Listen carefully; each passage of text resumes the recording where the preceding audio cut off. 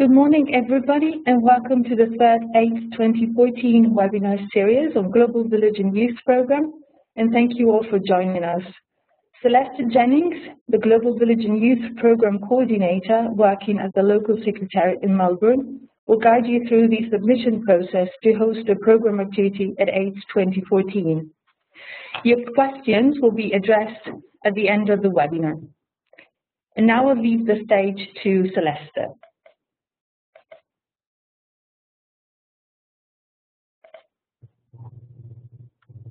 Hello everyone, thanks for joining our webinar today, especially those of you who are staying up late or waking up early to participate.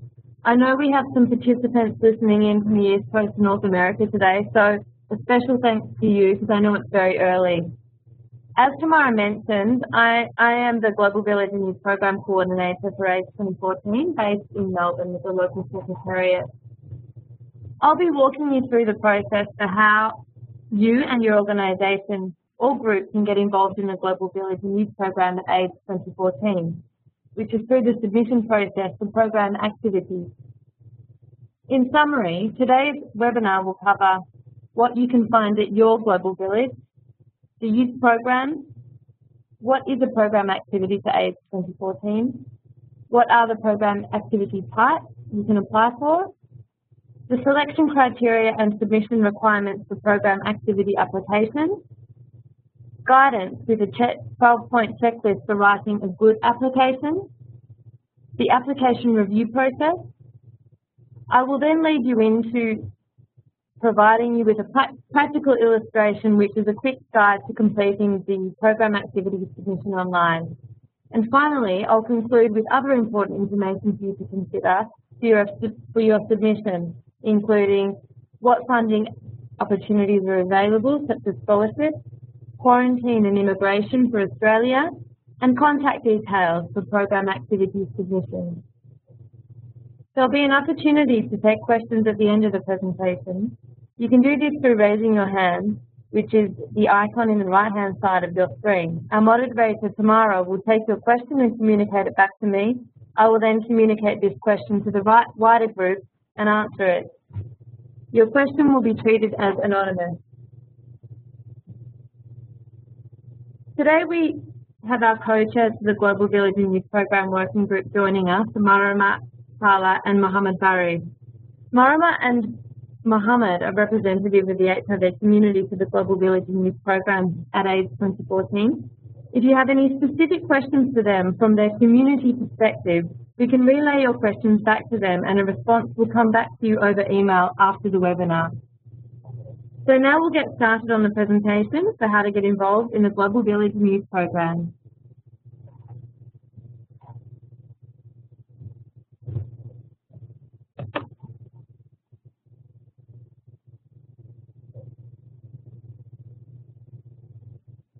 So people often describe the Global Village as the heart of the AIDS conference.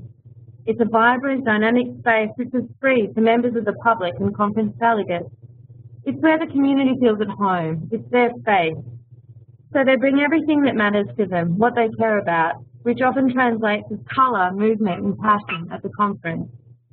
It's a space which provides an opportunity to bridge the areas of science, leadership and community through shared dialogue and action. It's important for AIDS 2014 to have the Global Village space accessible and free for everyone, as it makes such a difference to the community response to HIV. The energy is fantastic. For example, one corner of the Global Village is having a party with singing and dancing and music, whilst the other corner will be having a debate between science and community. There are no other parts of the conference where such debates and activities can happen. We anticipate around 220 program activities in the Global Village area throughout the conference period. Some of these activities will likely include awards, daily life planetary broadcasts, debates, presentations and workshops, marketplace booths, networking zones, NGO exhibition booths, performances and art exhibitions, activism and a screening lounge for films, cultural activities, and the community dialogue space hosted by Red Ribbon Award recipients. The award is a joint effort of the UNAIDS family and awarded community-based organisations. The community dialogue space in the Global Village area will be the hub for Red Ribbon Award initiative.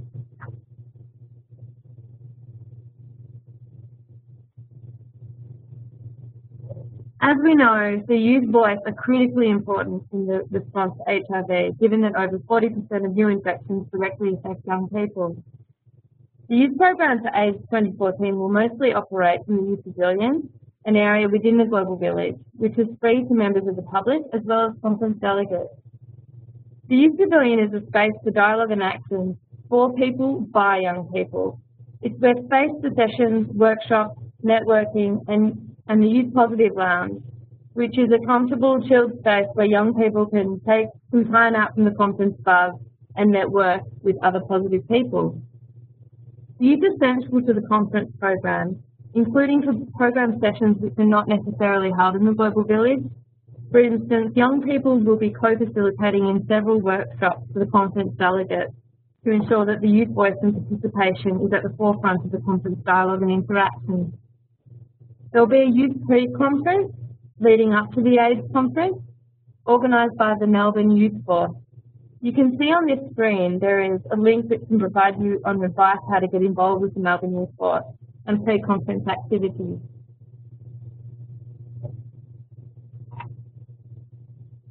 The Youth Pre-Conference will be an opportunity for those young delegates attending the AIDS conference for the first time to get some orientation on how to navigate around the conference sessions and activities. And the Melbourne Youth Force actually recently launched its social media. You can reach them on the Facebook or Twitter link, which you can see on the screen now. And watch this space for the Melbourne Youth Force website, which is scheduled to be launched very soon.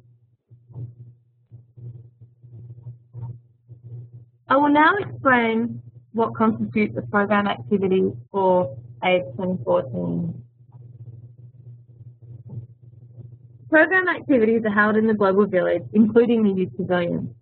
A program activity is organised by those community-focused organisations and groups who are successful with their program activity submission. I will explain the online submission process later in my presentation today. Program activities are diverse and interactive, meaning that participants are actively engaged by the presenter or the facilitator. Program activities are free for members of the public to participate in, as well as for conference delegates. It's the only area within the conference that is free. As AIDS 2014 is held in Melbourne, program activities will be linked to the Melbourne vibe, such as what the city has to offer from an HIV perspective and a tourist perspective. Program activities in the Global Village will also always bring different perspectives to the conference, voices and actions that are at the forefront for and by the HIV community.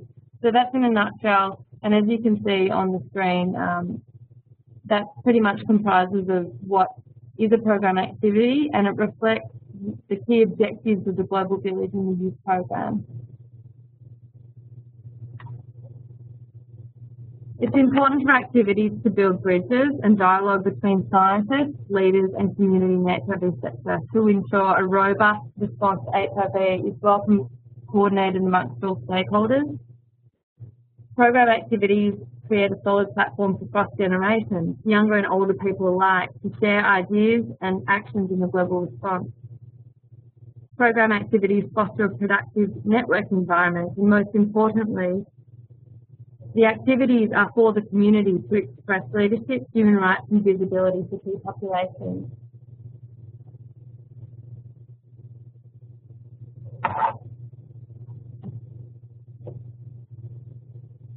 If you are a group or organisation and you would like to apply to get involved in the Global Village and Youth Program, there are 4 categories available through the program activities application process. And these are, as you can see on the screen, exhibitions, networking zones, sessions, cultural activities. I'll now go into further detail on what each of these program activity categories entail.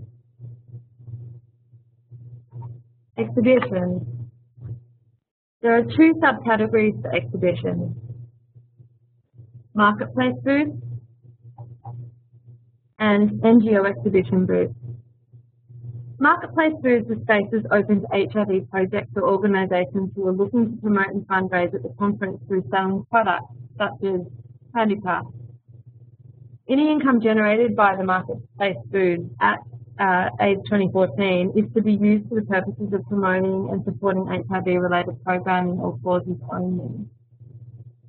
And for NGO exhibition booths, they are spaces open to the NGO community working in HIV fields, and usually organisations like HIV service organisations and grassroots community-based organisations. The space provides an opportunity for NGOs to display materials related to their programming and share work, resources and ideas for strategies in the response to HIV at the local level. The second category option available through the program activity submission process is networking zones. So 27 networking zones will be available for AIDS 2014. They provide an opportunity for local and international groups to focus on a particular key population, thematic or geographic area, or a combination of these three components. Networking zones are conducted and managed by the activity organiser, and they're usually scheduled for the entire 6 days of the conference period.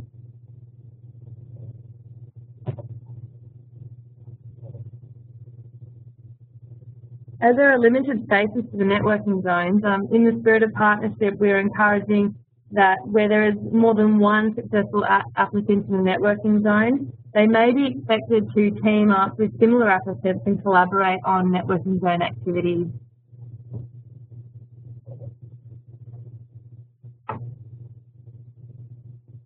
So the third category option for program activities is sessions.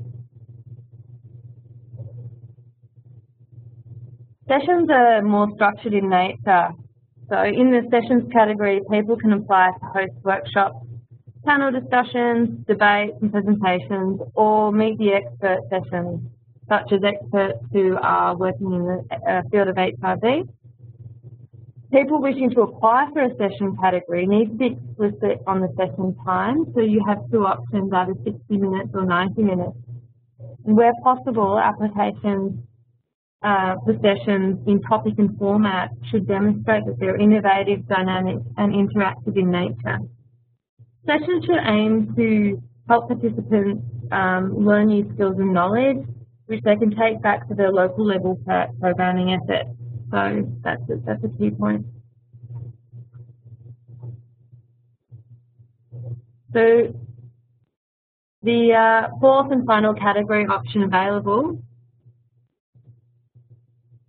through the program activity submission process is cultural activities, which is arguably some of the more vibrant aspects to the Global Village and the conference itself.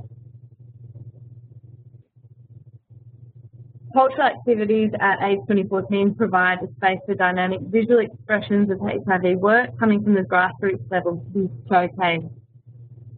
They range from live performances of music and dance or theatre, which are usually held on the main stage area of the Global Village.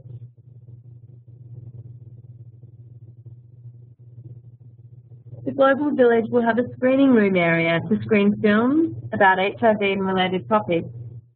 Remember, if you are submitting an application to host a film, consider the timing required for the film screening in your submission. For instance, if you will need additional time to introduce the film or conclude with a Q&A question and answer session, be sure to add this time to the total length of your film and specify it in your application in the additional information section. With regard to art exhibitions at the conference, applications can be made for exhibiting in the Global Village area to mediums such as sculpture, installations, photos and paintings, all related to HIV issues.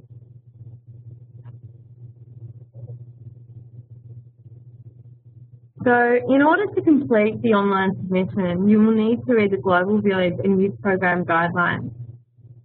You will see these displayed on your screen now. So the first page is just the cover page, and the link is where you can access this This will be available from the 1st of December along the same time when online submissions go live. The submission guidelines is a 12-page document that will provide you with a comprehensive step-by-step guide for what you need to consider for your submission. So it's definitely something you should look at.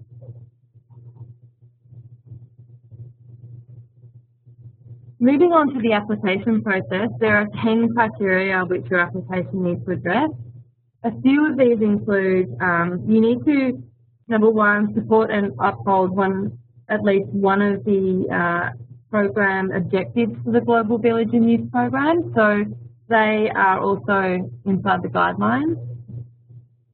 Illustrate the conference theme, stepping up the pace, and of course be relevant to the global HIV response. And I won't go through the whole list, but for more details on the selection criteria, refer to the submission guidelines. The submission requirements include, as I mentioned earlier, the applications open on the 1st of December and close on the 6th of February next year. All program activities must be submitted online. Submissions must respond to the selection criteria that I outlined earlier, and notifications will be received by early April 2014. Everyone can submit an application, but to make a good application, we have put together a 12-point checklist which we suggest you look through and ask yourself these questions before your final submission. Again, you can find this checklist in the submission guidelines on the conference website. So the checklist includes things like, does my application respond to the selection criteria? Have I demonstrated how my activity will link to at least one of the stated objectives? Have I arranged for someone who has strong written English skills to check my application form for clarity and readability? Have I clearly defined in my application which key population group the activity is focusing on? And have I considered the types of resources my activity will need to ensure it will be vibrant, well attended, and have a lasting impact for Global Village attendees? Have I demonstrated how my activity will promote partnerships and collaboration across HIV stakeholders?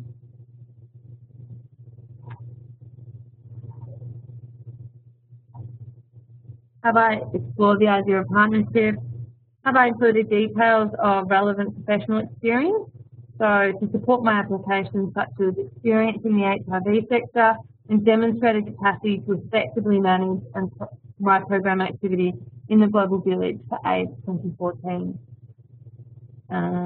You also need to consider, has my application clearly outlined my planned activities objectives and how these are linked to expected outcomes? It's critical that your activity objectives are mirroring in the outcomes in your proposal. For networking zones, there will be a focus on partnerships and teaming up with other like submissions, so you need to consider that. And obviously for applicants under 18, if my submission is successful, will I be willing to complete a parent-guardian consent form and be accompanied by an adult at the conference? And finally, it's really important that the application form is completed in full, because incomplete submissions will not be accepted.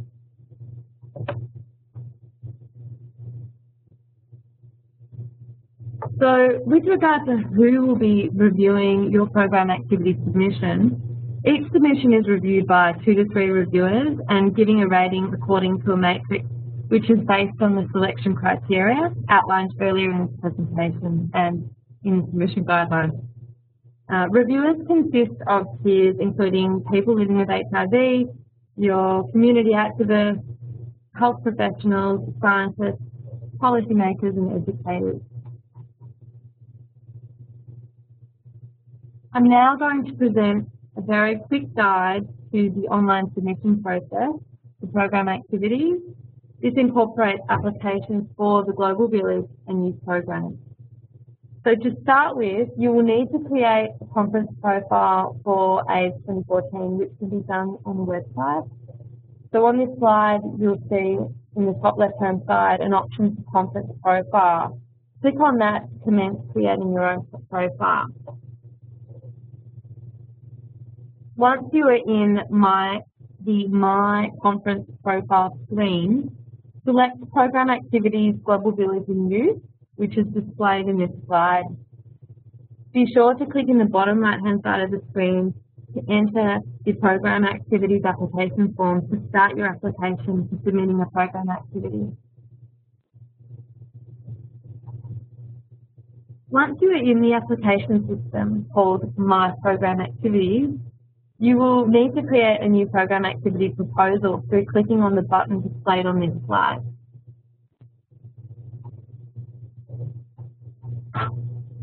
The next screen will give you an option to select which program activity you are applying for. So on this slide, you will see that we have the exhibition booth category type,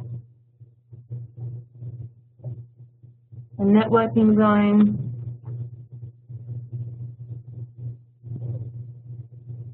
in sessions, here you will see there are a range of subtypes to select from.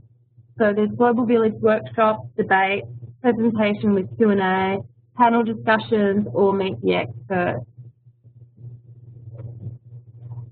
And finally, the fourth category type, cultural activity, which has 3 subtypes to select from, so live performance, art exhibition, or film screening.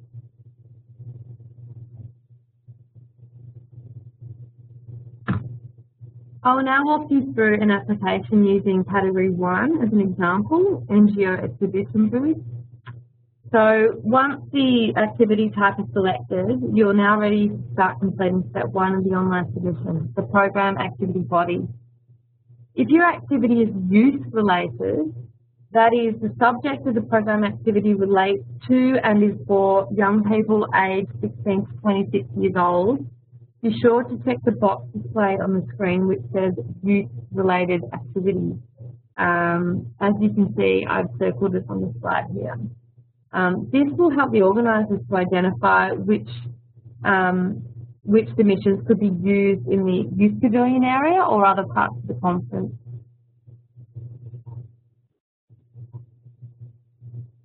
The title of your program activity should be no more than 6 words in length, and it should clearly articulate the subject matter of your program activity. So the title should be used as a marketing tool to attract participants to your activity.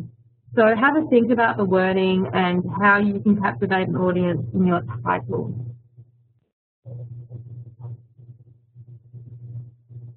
Next is your proposed activity. So be sure to make this section succinct and clear for the reviewer. Objectives of the program activity should be SMART, specific, measurable, achievable, realistic, and time limited. And now this example I'm showing you on the screen is exhibition booths for NGOs. There is an area in the proposal field for materials to be displayed. Here, I suggest you write 1 or 2 sentences on the type of NGO promotional material or publications you intend to display at your booth. But bearing in mind this is an example, and if you are applying for a session, you won't be necessarily having displays such as an exhibition booth. Finally, and most importantly, is the section of expected outcomes. So please be clear on what you intend your activity to achieve. The key here is to ensure that your activity's objectives, as I mentioned earlier, are directly linked to your expected outcomes. There needs to be demonstrated clear link between the two. All right, now moving on to key populations in the online submission. So the first key population field is mandatory. So there's a drop-down list you can see now on the screen. You can also select the second and third key populations that your activity will focus on, but these are optional. And being clear on your key population type are useful for reviewing purposes. It helps us ensure that we can have a range of key populations represented at the conference.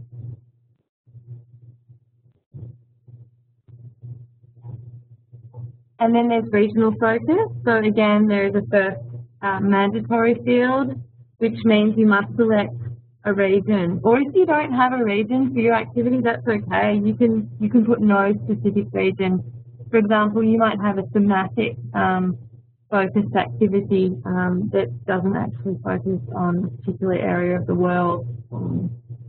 So you can also have options in the regional focus in the second region field, but of course that is optional.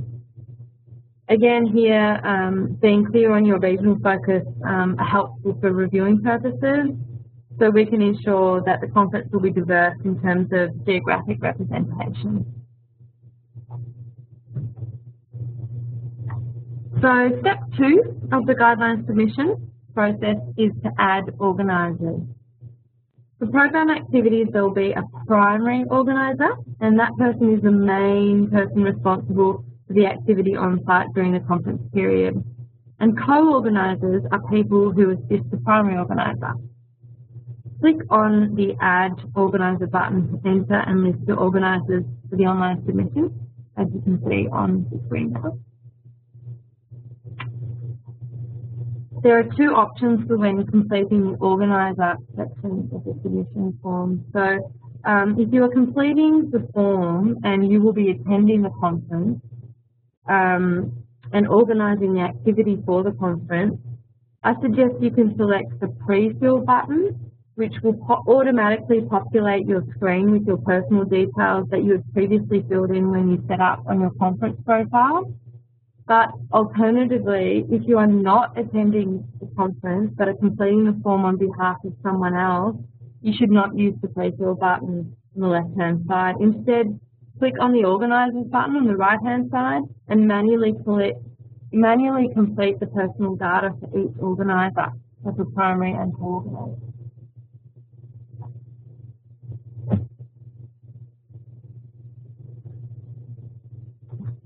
So after you've entered your first organiser details, there'll be an option to add additional organisers as illustrated on this slide. So they're your co-organisers assisting the primary. And once the list is full and you've completed adding all of your organisers, you need to make sure that the primary organiser is on the top of the list, the first person listed.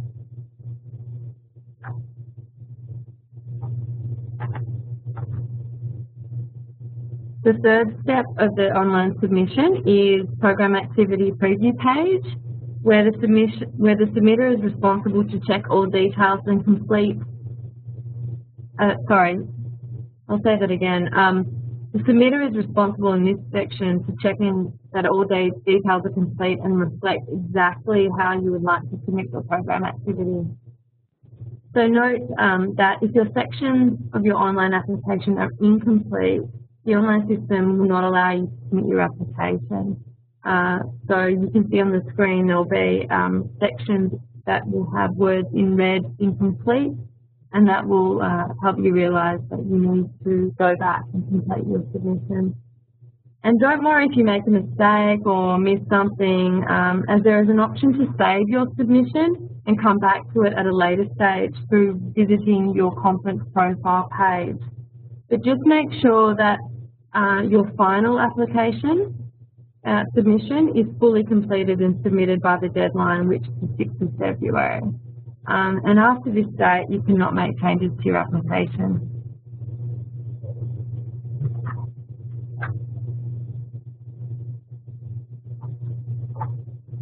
And as a final step in the application process, all applicants are asked to acknowledge the conditions for submitting a program activity for age 2014.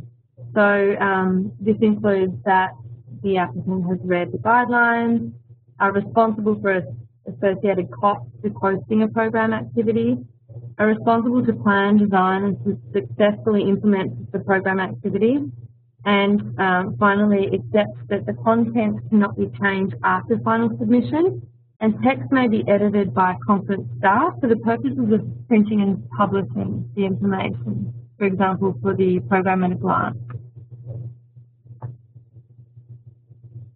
The fourth and final step of the online submission also provides you with an opportunity to submit adjoining audio-visual material, so supporting material to help strengthen your submission, such as video footage and photo images, etc.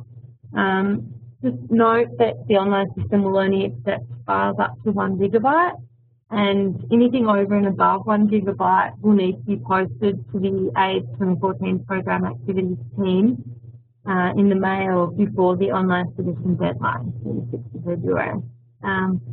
So that actually concludes the quick guide to online submissions. Just a few more important points to mention for you to consider. So there are full and partial scholarships available. However, on average, less than 10% of applicants are awarded a scholarship in conferences. So people are very much encouraged to seek other funding as well. Keep options open. For information on how to apply for a scholarship, you can visit the link that I've posted on the screen here. Okay, Australia being a lone continent, there are some important information that I need to highlight for applicants wishing to run a program activity in the Global Village. So, if your submission is successful, you'll be responsible for all matters relating to obtaining Australian visas and making sure that any articles you bring into the country are accepted through Australian customs and quarantine. So on quarantine, the Australian Government Department of Quarantine exercises the right to refuse entry of prohibited materials, and the rules and regulations are really strictly enforced here. So it would be a real shame for cultural artefacts to be confiscated and destroyed by customs upon arrival into the country. So the successful applicants are strongly encouraged to read and understand the quarantine requirements for declaring and bringing materials into Australia, and refer to the drugs and medicines, food, plants and animal products or other goods listed as restricted goods. So you can see the relevant links posted on this slide, and it's also listed in the submission guidelines. For cultural activities which will require materials, I would like to suggest that it might be worth considering procuring these within Australia or bringing in non-natural materials. For example, there might be a cultural performance or a dance with costumes that have feathers. It might be worth considering artificial feathers rather than bringing in real bird feathers. It might just help mitigate the headache with quarantine clearances. So if successful, we suggest that you and your program activity team should apply for the visa coming into Australia at least 3 months before travelling here. So from mid-April, we suggest you to commence the visa application process. The fact sheets on visa processes and health requirements are available on the conference website. More information can be found at the links that I also have on this slide. Okay. And finally, if you have any further questions or if you seek help on the program activities submissions for the Global Village and Youth Program, don't hesitate to contact us at the links displayed on this slide. So once you are in the online submission system, you will also notice a help button option as displayed on this slide. This is useful for technical questions that relate to filling out the application form. So you can click on that for any technical advice relating to the application online. And that concludes today's webinar presentation on how to get involved in the Global Village and Youth Program. So we now have some time to take some questions on the process. So if you have any questions, don't hesitate to raise your hand now. And you can speak to your question or use the instant message box and type your question. And your question will be repeated back to all of the webinar participants by myself. and answered by either myself or Andrea Nenastieri, our program manager. So opening up the floor for any questions for today's webinar. Celeste, here is Tamara, and I already have a question coming through the chat, so I'm going to read it. A question regarding networking zone applications. It's great that networking zone participants are encouraged to team up if the application process should reveal logical partnerships. But what about teaming up with several other entities in order to apply for the networking zone? Is that encouraged? Does that work within the existing application framework?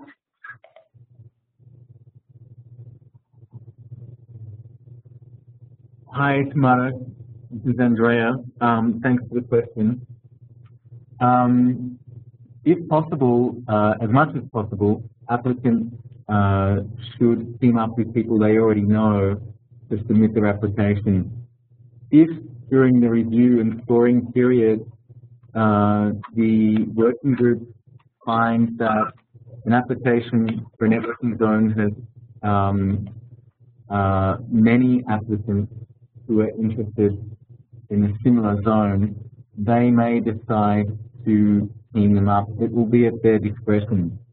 What will happen is that during the notification period, the organisers of those zones will be informed of the proposals from the working group, and the organisers will have the option to accept or decline the offer. Okay, thank you, Andrea. I have Ken that would like to ask a question. Ken, please go ahead. Yes, can you hear me? Yes, we can. Okay.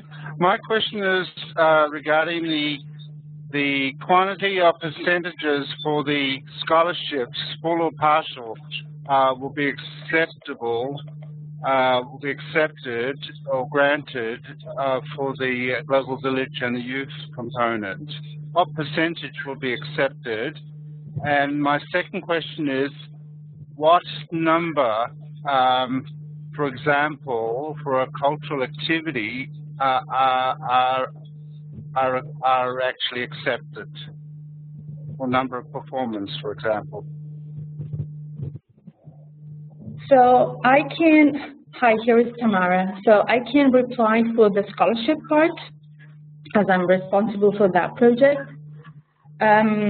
So the CCC, the Conference Coordinating Committee, set up, I would say, some months ago, some percentages for program activity, for workshop, for abstract, and for, let's say, non-contributing delegates. I cannot really share with you this percentage, but usually priority will be given to those contributing, let's say, actively to the program. That means that program activity will have quite a good percentage of the overall scholarship will be awarded.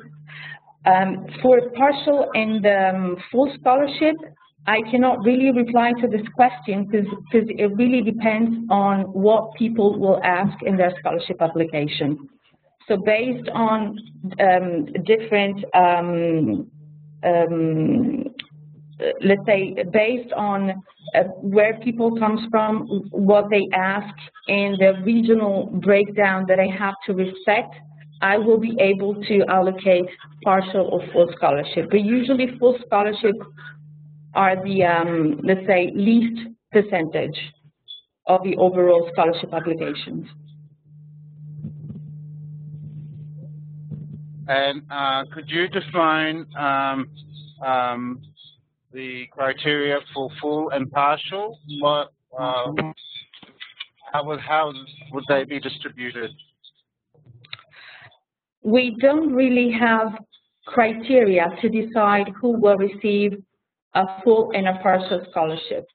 So usually for program activity related scholarship, is the program, is the Global Village and Youth Program that in, let's say, April, will give me some priorities to award full and partial. So I don't have them yet. I will have them during the selection. Okay, thank you very much. And into answering my second question, what numbers of participants are acceptable in a single proposal? I might be able to answer that. It depends on the proposal. It's very much a case-by-case decision. If a performance, for example, has 6 to 8 or maybe 12 performers, it's unlikely that all of them would be given a scholarship to participate in the program. I believe, going on from DC, the organisers aim to accommodate 50% of the group submission. Within reason, obviously the larger the numbers, the harder it is to make the scholarship go a long way. Okay, thank you. Welcome.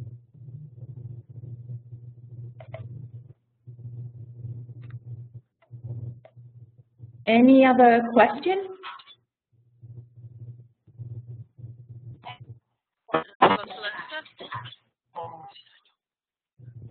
Hello. Hello? Okay. I think it's Didi. Yeah. Hello. Yeah?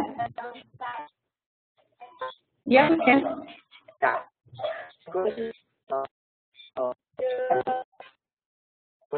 My side.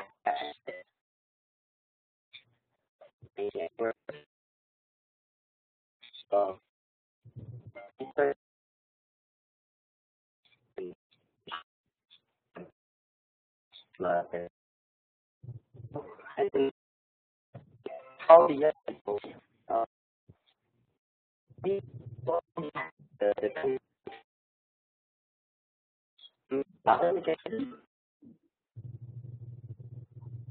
I'm sorry, would you repeat the question, please, Didi? We had trouble catching that. There seems to be some background noise. Didi, do you have a television or a radio on?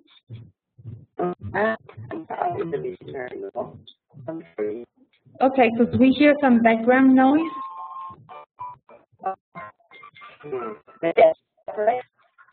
Yeah. Yes, that would be Great. Thank you. Yeah. I think I have Anastasia. Yes, hi Celeste. This is Anastasia. I'm from Ukrainian Network of People Living with AIDS. I missed the beginning part because I had trouble with connecting to webinar, and I missed the part with the beginning of application. So I do have a question about the concept of the application. Does it have to be a full description of the schedule and events planned for the Global Village, or just like a general, or it has to be step by step, the concept of the program, the application? Hi, Anastasia. Just working with Celeste. It's great to include as much information as you can, because it will help the reviewers when they make their decisions. Obviously, if you've got a networking zone and details still need to be worked out, that's fine as well. But you should aim to provide as much detail as you can and just give the reviewer a good sense of what you've got planned. Okay, so as detailed as possible, right? Yeah, and there's a word limit within that section of the form, 300 words. So, you'll need to make sure your word count is within that. As detailed, but as short. Okay, I got it. You got it. Yeah, okay. And I also had a question about the location at the Global Village for the zone. Do the people who wants to, I mean, the conducting people or the organizers, let's say from Ukraine, do they get to choose a location or they get the area and result when they apply? It's the working group will be choosing a location for each of the zones, and these are usually done at the selection meeting in April after much discussion. And what they usually do is place zones in thematic areas. So if there is, for example, a zone on women or NSF, they'll put it in a spot, and the surrounding booths in that area will be related to that topic of theme. Oh, okay, I see. So it has to be, I mean, that has to be decided in April, right? So I don't have to worry about that right now. Correct. And anybody can apply, right? Anybody can submit the application. Absolutely, anyone can submit an application. Just bear in mind that the Global Village is a space it's a community-driven space. So if there is, an application from a private enterprise, the reviewers probably wouldn't look too favourably on that. I'm sorry, I didn't get the last part. Sorry. If the Global Village is a community-driven space, so applications from non-for-profit groups, from NGOs, civil society, in addition, science-based organisations or leadership-based organisations as well are very welcome. If we've got a big private enterprise, private company that's really a commercial venture, the reviewers probably wouldn't look favourably on that. Oh, okay, I got it. And also, I had a question, and I just forgot it. I'm sorry. I guess you answered all of my questions for now. Sorry. Okay. Thank you. You're welcome. Thank you. Thanks. So I had, here is Tamara, I had a question typed from Didik. So is how the mechanism to be youth speaker in youth program? Okay. Well, as Celeste said, the youth program has activities that are centered in the youth pavilion within the Global Village. So submitters are welcome to propose activities that have youth speakers. For example, you could put forward an activity that is a session, and it could feature young speakers speaking about a variety of topics. And this proposal will be, once submitted, it will be in the pool of proposals, and the reviewers will look at this, and if it's selected, that will feature in the youth pavilion. That session will feature in the youth pavilion. With regard to young speakers in other parts of the conference, these speakers are approached by the Secretariat on behalf of the program committees, and those speakers are the closed invitation process. The other option is for young speakers or for people to submit workshop proposals. These feature in the conference program, or abstract submissions. That's another access point for young people to participate in the program. Does that make sense? I think it does, maybe. But Judy, we can email this information to Judy. Sorry that you weren't able to hear. Yeah, so Didik will follow up with you.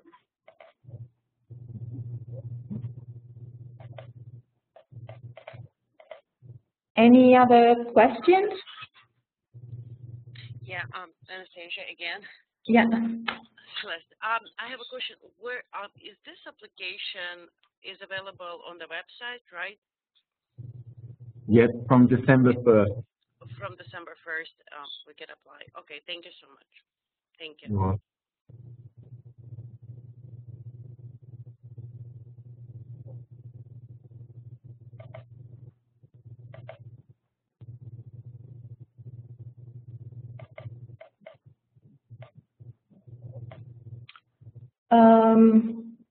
I have another question from a participant.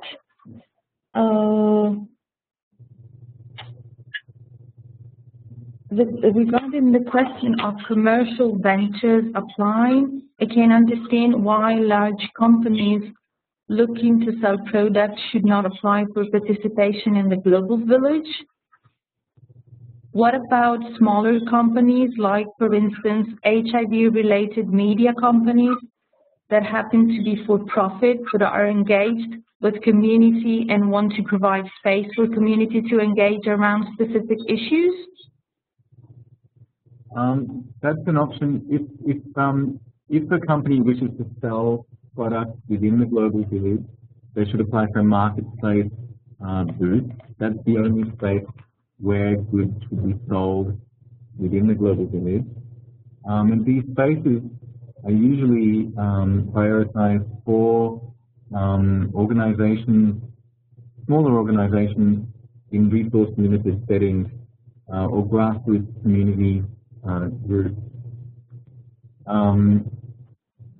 Otherwise, if an organization, such as the one mentioned, wishes to apply for an NGO group, they could, and they could share their information material with visitors to the Global Village. That would be fine. And that, again, that would be up to the working group to consider when reviewing and scoring the application. Thanks.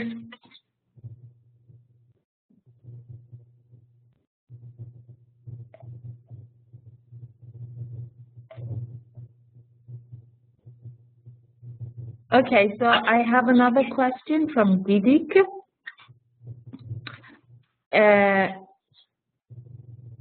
There will be some capacity building programs, I assume, in the Global Village or Youth Pavilion? Yes. Yes, there'll be many different formats for capacity building. These could be workshops or symposia,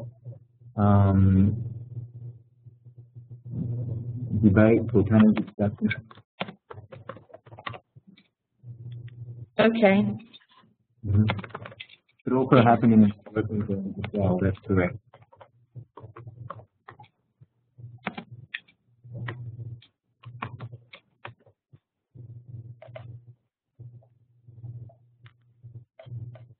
Any other question?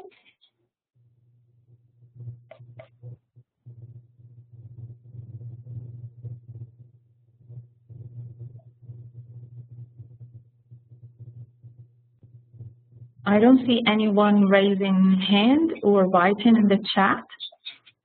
So I invite you to register to the next webinar on Thursday, November 28th, again at 7 a.m. GMT, how to submit a workshop proposal.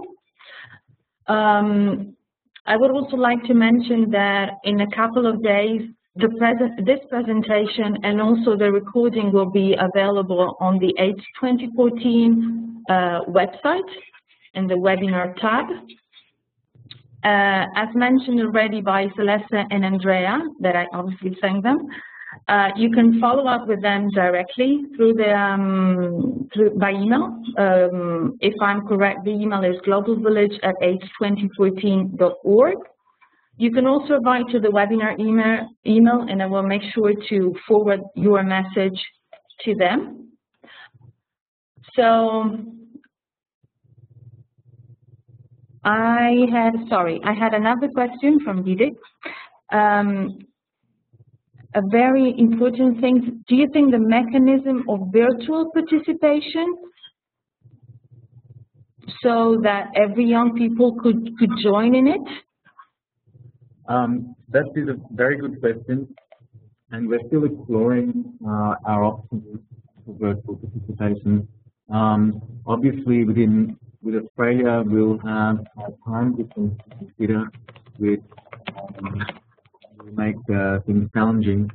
But a lot of the proceedings in the Global Village, for example, the sessions will be recorded and posted on the website or webcast rather, and people will be able to view these online. Thank you, Andrea.